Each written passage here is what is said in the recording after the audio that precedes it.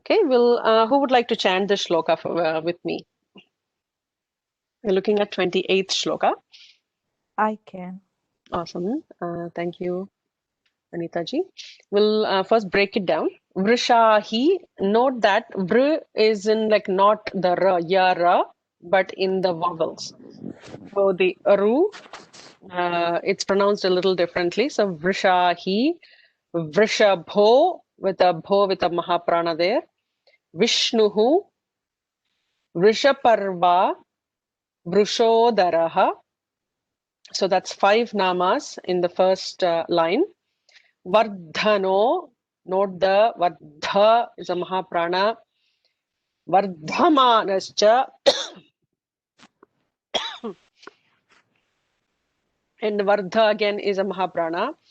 Viviktaha with a Visarga, followed by a Shru in the Shruti Sagaraha. So that becomes Visarga followed by any sibilant. We'll just add that extra emphasis on s. There is an extra S there. So it'll sound like Vivikta Shruti Sagaraha. So there are 4 namas in the next set. Yeah. So we'll chant the first line. Vrishahi Vrishab. Sorry, I had like, my regular style in mind, and then somehow when it comes out like this. I don't know why Father's testing me every time when I'm trying to chant the individual slokas. I have no clue. And only for this class, by the way.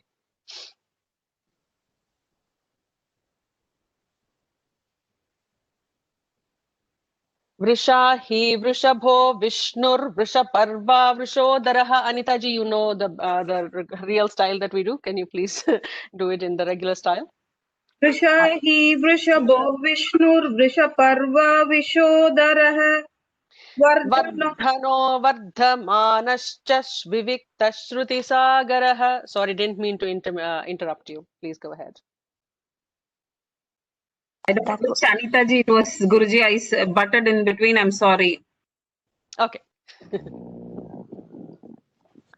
Yeah, you can finish off. You started it. Sorry, you can go ahead, Anita ji. Sorry. No, you started and you're doing the tone properly, so you go ahead. I'm sorry. It's okay. Vrishahi Vrishabho Vishnur Vishaparva Vishodarah Vardhano Vardhamanasya Vivikta Shruti Sagarah. Yeah, so Vardhano, the Mahaprana has to be emphasized more. Vardhano Vardhamanascha Vivikta Shruti Sagaraha. Vardhano Vardhamanasya Vivikta Shruti Sagarah. Okay, I'll do the full line shloka one more time if anybody wants to note it. And thank you, Anita ji, to bring me back to the on track with the tune. Vrishahi Vrishabho Vishnur Vrishaparva Vrishodaraha Vardhano Vardhamanascha Vivikta Shruti Sagaraha. Did you want me to repeat it fully, Guruji? Yeah, please, two times, please.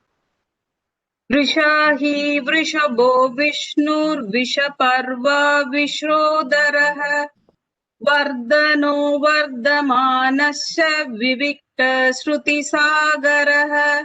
Awesome. Vrishahi Vrishabho Vishnur Vishaparva Vishodarah Vardhano Vardhamanasya Vivikta Shruti Sagarah. Awesome. Very well done. So we'll look at the meanings now. For Vrishahi, so Shankaracharya provides us with 2 meanings or 2 interpretations for this nama.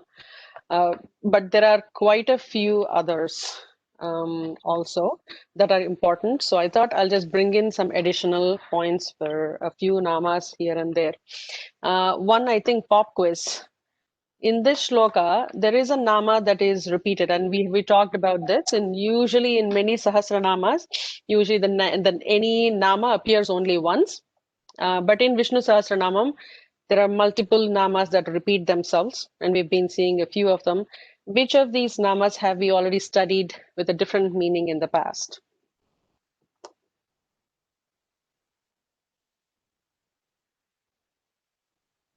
Going once, twice. Vishnu. That's right. Vishnu, exactly. So that's in the first line, right? Vishwam Vishnur. Vishnurvashakara. Yeah. Awesome. Very well done. Okay, so we'll look at the meaning for Vrishahi. And there are 6 meanings that are important for this one. So we'll look at that. So what Shankaracharya provides us, the direct translation is the revealer of Dharma.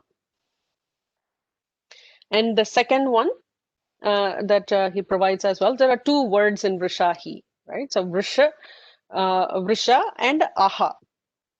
So it is a sacrifice.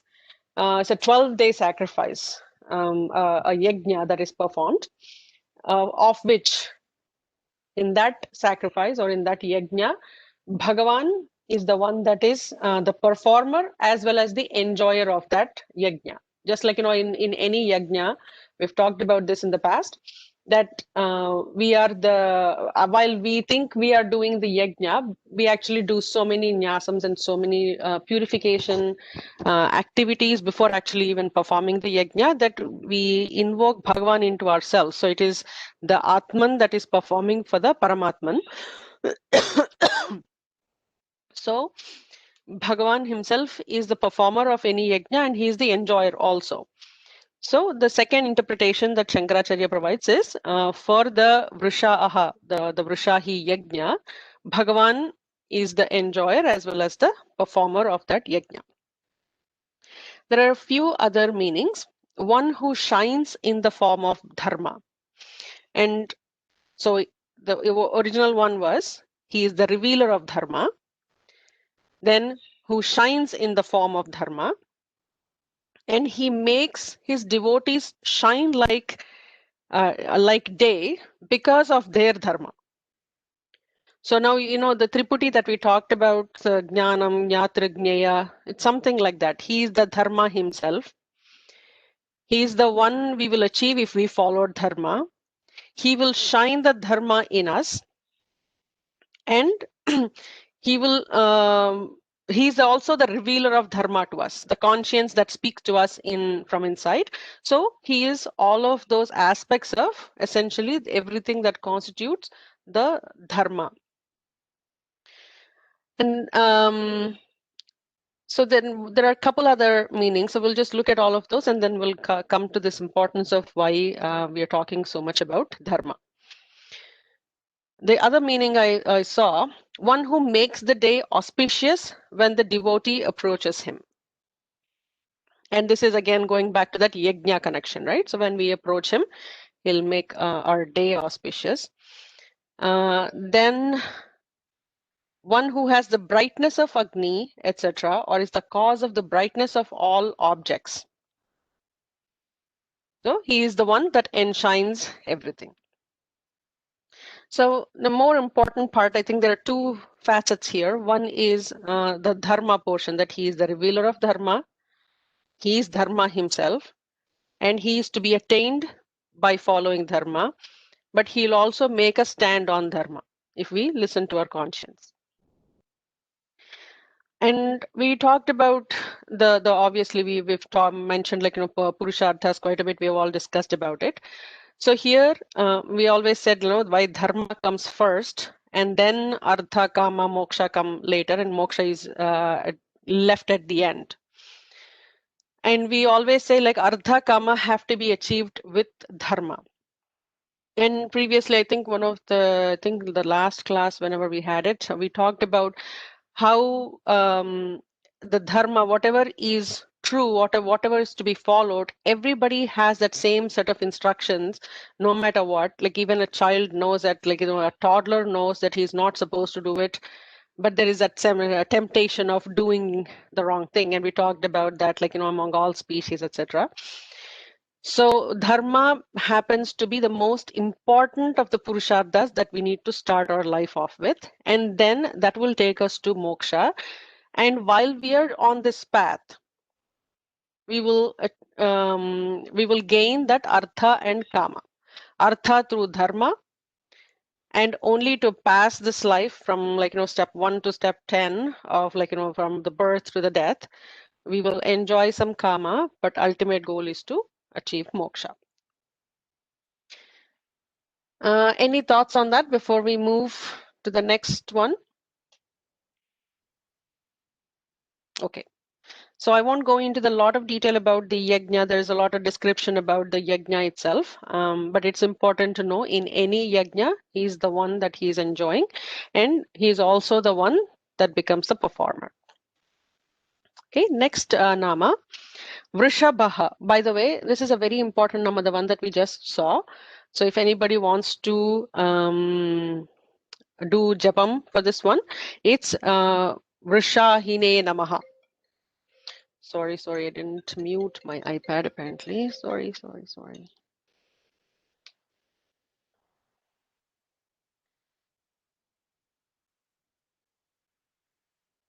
Apologies.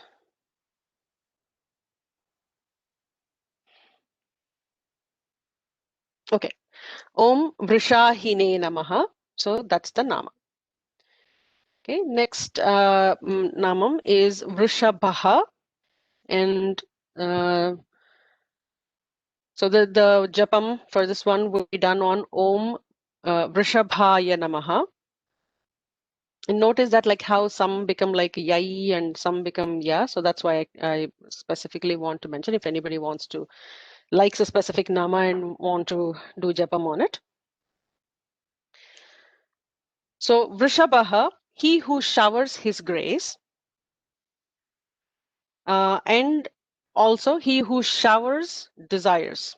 If we have desires, he fulfills those. And the other meaning for this, which is related to the previous topic that we just talked about, he who shines because of his dharma. So again, like, a revealer of dharma, he is shining as dharma, like, put it in as many different words as you want. So dharma through punya is considered to be like the clouds, which is means of sukha and dukkha, right? Like, the punya and papa. So dharma gives punyam, and punyam are considered like, punyam are compared to clouds in many of the Upanishads that shower desires, that shower benefits and sukham, and therefore he is vrisha. And that vrisha is like aha, so that we talked about. So since he showers all the desired objects on his devotees, he is called as the Vrishabhaha. And does anybody link this to Vrishabhaha, like the regular Vrishabha that we know?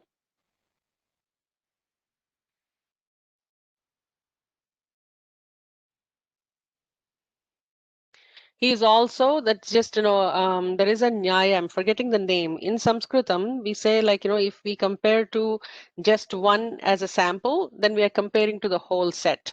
He is a zodiacs himself, is what this says, that he actually takes care of our future, like our jatakam. Essentially, he is the one who is doing that, and then it's taken as the Vrishabha Rasi. So he is also all the zodiac signs, and there's only one nama that's given here. That's one of the interpretations I've heard.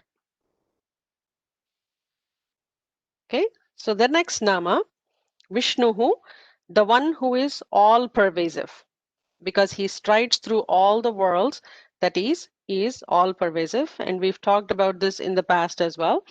There is not a single corner where he wouldn't be there, and wherever he is expanding to, that's the expanding universe that the documentaries show us, that the universe is still expanding. So as he is revealing, or he is pervading more, he is creating more time and space.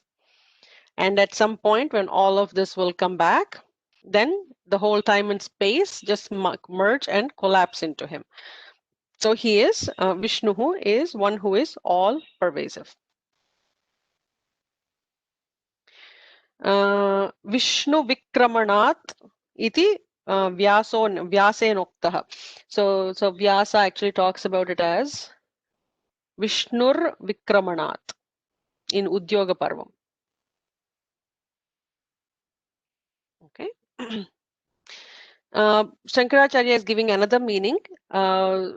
So Vishnu is the one who traverses this universe by 3 steps in the Vamana Avatara. And then Vishnu is Surya, according to Bhagavad Gita in the Vibhuti Yogam, he talks about that. So he says, I am Vishnu among the 12 Adityas. So even that could be taken as the other meanings, because as we said, we need different meanings in each place where Vishnu appears. So these are the other 2 meanings that we can take here. One is how he expands himself and take the 3 steps, and he's also the one of the 12 Adityas. Even in Vibhuti Yogam, that's what we will notice is he says among masas I am Margasira Masam, or among Adityas I am Vishnu. So he's just taking a sample. Doesn't mean he is not all of the others. It's just one sample. So that is the other meaning that we can take here for Vishnu. So the next nama, 259th nama that we are going to look at is Vrishaparva. Note that many of namas in Vishnu Sahasranamam happen to be masculine in nature, and they're with Visarga. This is a unique one where we see Vrishaparva as the Dhirgam, which is more popular for the feminine namas. So we are getting a Vrishaparva. But what the difference is when we are doing Japam, if Vrishaparva was in one of the Devi Sahasranamams, we would have called it Vrishaparva Yai Namaha.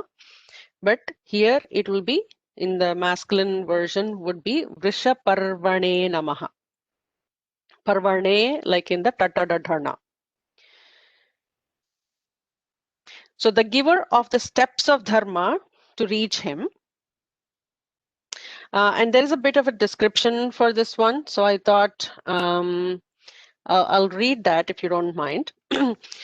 So the other meanings, and we will try to read those together. One who has Dharma as his mid-region or belly area.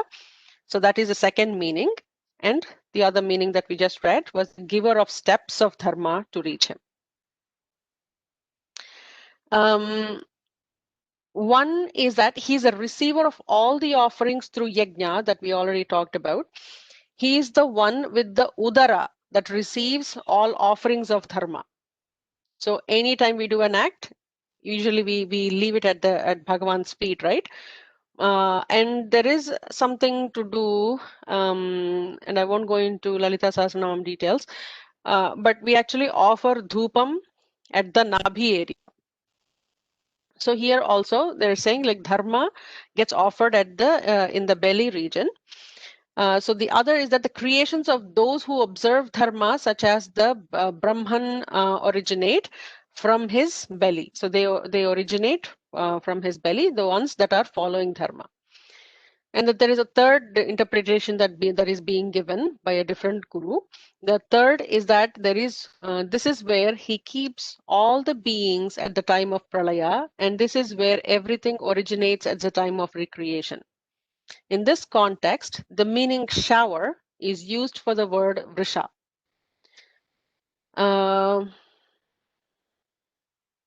And there is something about Agni that I don't want to go into because there is another nama that connects it.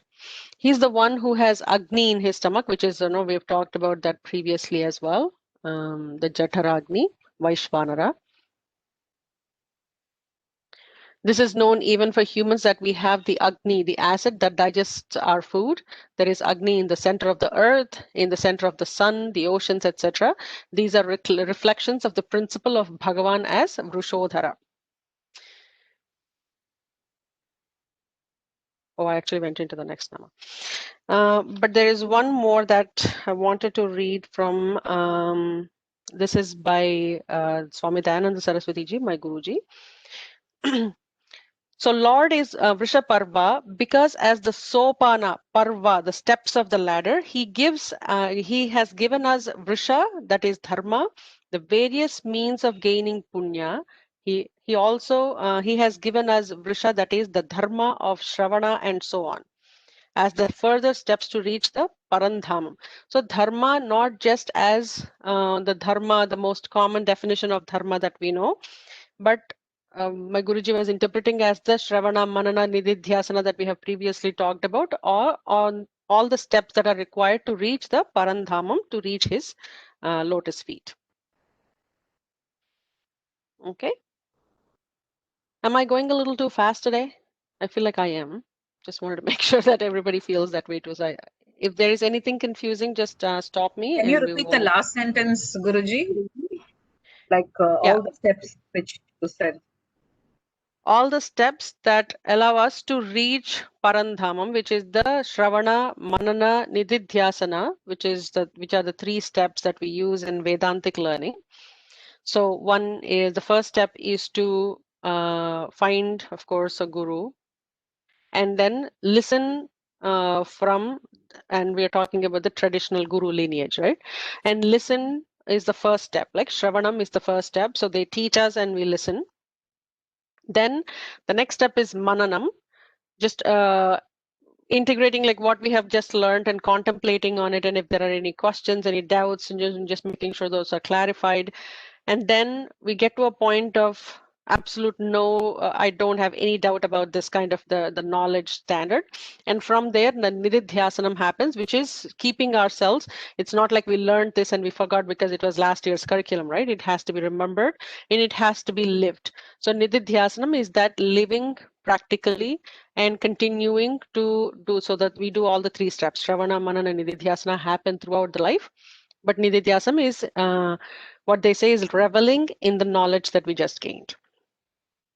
So Bhagavan is also the steps that take us to Parandhamam. Ultimately, though there is Maya, and he has done, like, there is a creation that happened, and because of our previous karmas and the seeds of the karma, we have all taken birth. And there is Maya, so we get involved in a lot of things. But at the same time, it's also him who tries us to show the path back. I think I did mention at some point, like an analogy my Guruji used to give. It's like, in a mela, a child gets lost because he's seen some candy that he loves, and he just walks away from his parents and tries to eat that candy, and probably takes it and enjoys it as well. But after some time, then he realizes, even in the middle of enjoying too, at least he's got the taste of it. But then suddenly he realizes his parents are not with him, or he's not with his parents. And then he starts crying, and the parents find him. So similarly, Bhagavan himself has to show us a path to reach his lotus feet. So those are the steps that are being provided. Does that make sense? Yeah, Guruji. Okay. Vrishodaraha. So the Lord has Udara, a big stomach, with Varshati, as though rains, produces all the prajas from it. Hence he is called Vrishodaraha. He is the source of all the jivas.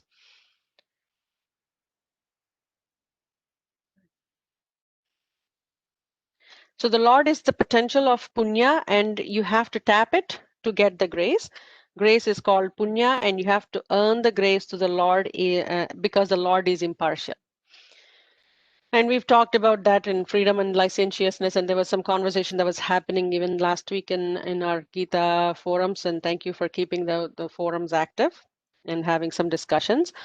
So the difference between the freedom and licentiousness and the freedom of, like, what we say, oh, it's not in my hands anyway, Bhagavan is going to give me a result, so I'd rather wait for it than do any karma. It's how do we take those things, like, of course, whatever we are doing is dependent on yesterday, and we've talked about in the past as well, like, law of karma. Of course, I'm going to get a result based on my past activities, But if that is the case, then our future activities or future whatever we receive are going to be based on today's actions. So we do have some control on what should be done, the right and wrong, the dharma and the adharma, and sticking to the dharma. That's the only thing we can do, and leave rest to him. So, so the one that gives, the one who reigns beings from his womb is Vrushodharaha, is how Shankaracharya interprets it, that he's giving birth to all the jivas through from his womb. And the other one that we have seen is the Vaishvanaragni, Jataragni. So he lives in the Udara as the Agni. Okay, the next nama is Vardhanaha, the one who nourishes or multiplies. He nourishes our health, and hence he is Vardhana. Anything that nourishes us is the Lord alone. So think of the complexity of the universe and how everything just happens with without a lot of interference. And we interfere and we kind of break the rules and change the cycle of life or circle of life a little bit. As human beings, we think we control everything, but how rains, there is seasonality, there are rains, and there is a reason why there is sun, because the clouds have to be made, and then the rains have to fall, and then the trees have to give food. So the whole circle of life, like whatever has been the creation, works very cohesively like a well-oiled machine. And the one that is behind all of this is Bhagavan, because he not only created all the species, all the living things, but he also created all the materials that they need in order to sustain their life. And whether they get bogged down by the Maya, or will they be able to see through these things and find him ultimately. So that depends on our actions. And he will also show us steps on how to get there. It's just that how we get to take our actions and how we have that freedom to choose what we want to do. And today, 26 of us have chosen to listen to Vishnu Sahasranamam, and many others probably are doing pujas, and many others are probably thinking about Bhagavan. But in 7.5 billion people on this earth, there are probably a large percentage of people who are not doing it. So, as Shankaracharya reminds us multiple times in many of his works, and the most popular one that I tend to quote a lot is the Viveka Chudamani. The first 3 verses, he just nails it. If you are currently thinking about this, and if you're thinking you want moksha, you're one of those fraction of in millions, 0.00001%, who actually even are thinking about it, and you have a satsang that you are in, you have a the gurus, the lineage of gurus that are giving you the knowledge that is required, and you make this your life goal. Okay, so Vardhanaha, so he who nourishes and helps people sustain. Vardhamanaha, the one who is growing in the form of the universe, and we just talked about it as well. New things are born. It's not just the universe as like the macrocosm that is expanding. It's also what's happening even within our own body, right? When we were born, we were probably 20 inches long, and now we are more than 5 feet tall. So all the things that are continuously growing and maturing and dying, and then the whole cycle happens. So this particular nama here, the way it is interpreted, is the one who is growing in the form of the universe. And there are many other interpretations, and I'll touch on a couple others. This is from the Sri Bhattar, interprets this as one who grows happy as he sees his devotees grow. So just like a father, as we are maturing and we are doing our activities, if we are on the right path, he is the one who is very happy to see that. The another meaning that is taken as he keeps growing in spite of his bestowing all that anyone asks for. There are so many other meanings. I won't go into all of them, otherwise we will never finish this. But Vardhamana basically is growth. And you can interpret you can think of all the different forms of growth, and just put all of those, append all of those to this nama. Viviktaha, the one who is distinct. So if the Lord is Vardhamana, growing in the form of the universe, is he not undergoing changes along with it, will be the question. Then would he not become Anitya? If he is growing and if he is changing as well, then that would make him not a Nitya. How do I put it? He has to be constant. He cannot be changing, or he cannot be growing with us. Otherwise, he will also become old and something happens, right? So he is Vivikta, distinct or completely independent of the changing universe and does not undergo any change. He is essentially Nitya. He is the unchanging Adhishtana, the substratum that we have previously talked about, the very basis of all changes and completely independent of the changing world. He does not undergo any change himself. Okay, so going to the next nama, Shruti Sagaraha. All rivers flow towards the ocean as their end and merge into it. So we know that. And so too, all rivers of the Shrutis, the Vedas, flow towards the Sagara, the ocean of the Lord. They have him as their Tatparya, the subject matter, and exhaust themselves in revealing him. So there are quite a few quotes that have been given in the book, and I'm just looking at Shankaracharya's interpretation. The ocean of scriptural texts. That's how Shankaracharya writes about it. That Shrutis rest in him. Whereas the other one is all Shrutis lead to him as he is the ocean of the Lord. The ocean lead to the ocean of the Lord. I hope that made sense. Shall we move to the next shloka? Shrutis rest in him, did you say?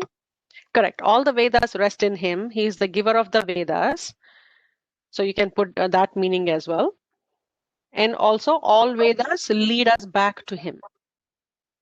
Okay, Just like okay. all rivers lead us to the lead to the ocean. Does it mean that the Vedas are him himself? Yes, Vedas are him. Okay, thank you. Yeah, and we there is a nama in Vishnu Sahasranamam where we call him like Veda. Om Vedaya Namaha. Okay. So the next nama, we'll first break it down. How do we chant this name, Shruti Sagaraha?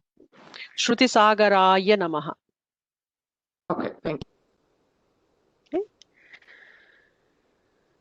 So the next shloka, the first line should have 6 meanings. Vasudaha, Vasuhu, yeah, 6 namas.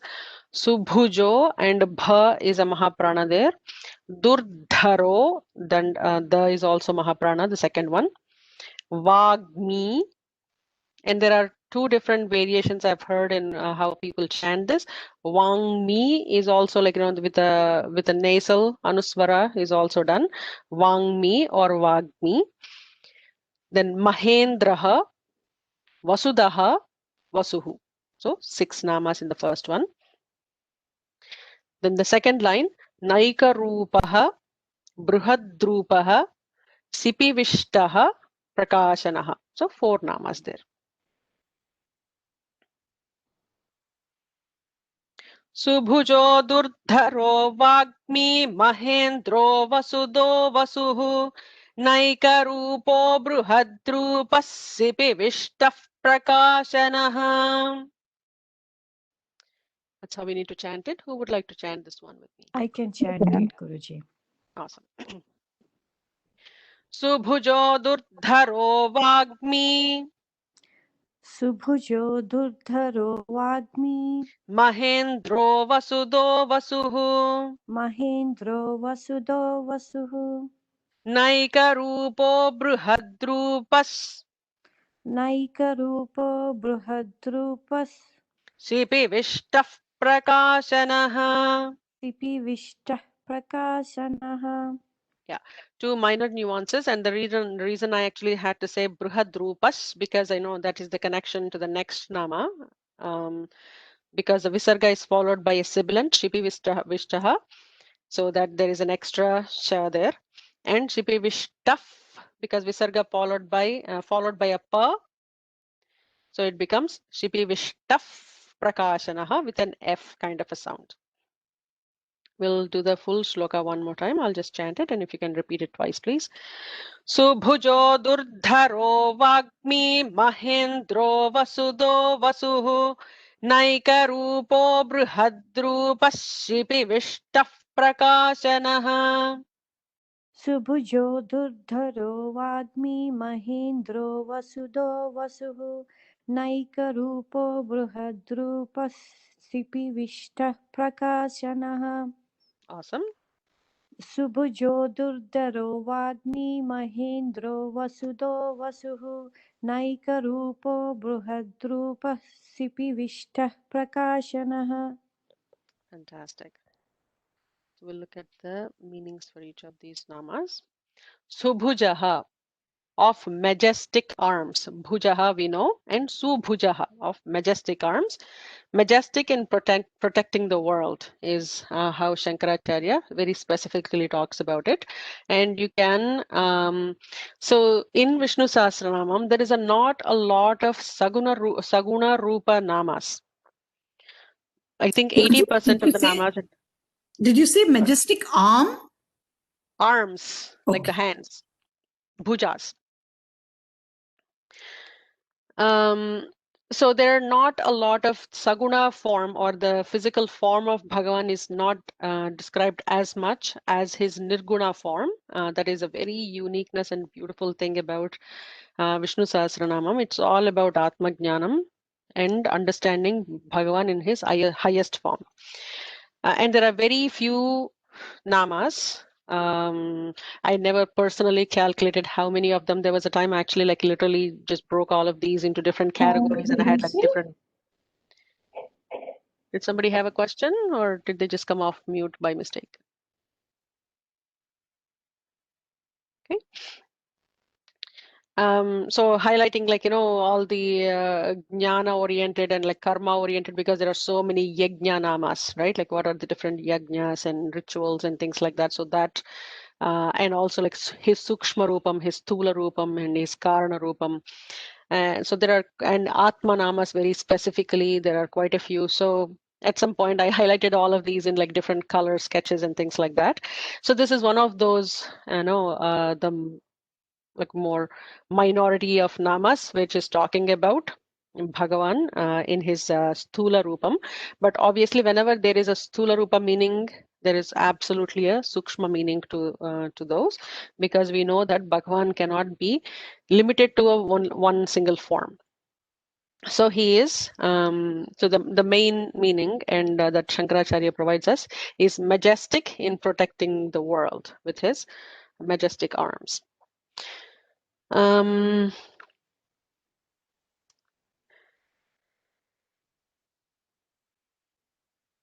beauty of the arms that always protect and bless, the Abhaya and Varada.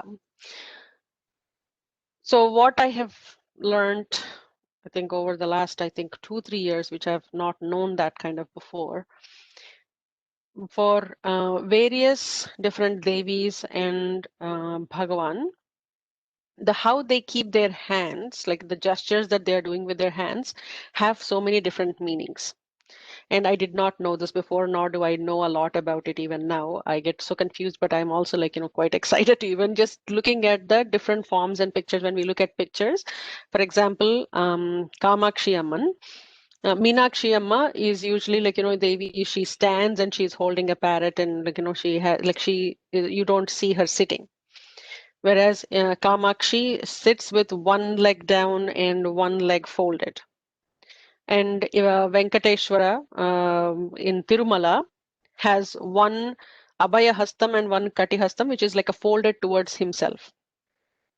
So there are different, and like, one of my favorite temples that I often visit is the Padmanabha Swami temple, where he actually, like, and everybody knows what that hand looks like. So there are different gestures in each of these forms. And more frequent ones is like one kept facing upwards, like fingers are facing the roof, and the other fingers facing down. So these are called as the Varada and Abhaya Hastas. Abhayam is like, don't fear anything, like I'm here for you, is the Abhayam. And Varada Hastam is like I'm giving you all the gifts that you need in order to sustain your life. So that, whatever the desire fulfilling. So know that, for everything, there is a lot of detail for us to go into. That's why I'm sharing that. And I personally don't know, haven't done much research on it myself. I did not find, but I find it very interesting. So what Chinmayanandaji is referring to is like beauty of the arms that always protect and bless, the Abhaya and Varadahastas. Okay, and think of it like, all the sthula forms and, the muscular arms and all of that from the forms of Krishna and Rama and all of that, those all could be applied here. The next nama is Durdharaha. Maybe this is the last nama that we can do for today. Difficult to be born. None can support and bear him, who supports even the earth, etc. That support all, or he whom the yogins, desirous of liberation, find it difficult to hold in their hearts during meditation. So two different meanings that are being given, one the sukshma and the sthula meaning, which happens to be, and for most of the namas, I think pretty straightforward for us to understand that nobody can, support him. He is supporting everything. And even like, when we talk about this, the deeper meaning is also like, controlling the breath, and the yogis style of like, approaching Kundalini, all of that is also taken here.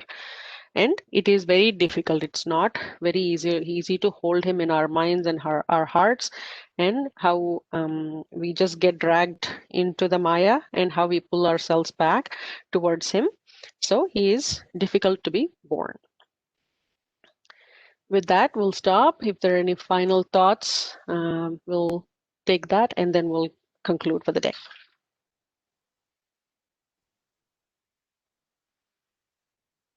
What was the first meaning you gave for Durdharaha? One who is difficult to be born, to be supported, because he supports everything. Okay. So Okay. can you please explain what is the Tribudi? You said Jnana, Jnaya, and what was the third one? Jnana, Jnaya, Jnatru. So the one who is to be known, the knowledge that is required, and the one who is trying to know. For example, if I'm trying to understand, let's say, calculus. So calculus is my goal. I am the one that is trying to understand calculus, and I need a book that explains me the calculus, or I need a teacher who can teach me calculus. So the three things, that's called Triputi, and you can apply this to almost anything. So there is, for example, I'm hungry, so I want to have food. So there is food, the one that cooks, and the one that eats. Okay. With that, we'll conclude for the day. ॐ सर्वे भवन्तु सुखिनः, सर्वे सन्तु निरामयाः, सर्वे भद्राणि पश्यन्तु, मा कश्चित् दुःखभाग् भवेत्. ॐ शान्तिः शान्तिः शान्तिः. हरिः ॐ श्री गुरुभ्यो नमः. हरिः ॐ. लोका समस्ता सुखिनो भवन्तु. Sarvam Sriman Narayan Charanaravindarpanastu. Thank you so much for your time. We'll catch up Thank you, next week. Sriji. Thank you. धन्यवाद धन्यवाद Dhanyavadah. Thank you, Sri. Dhanyavadah.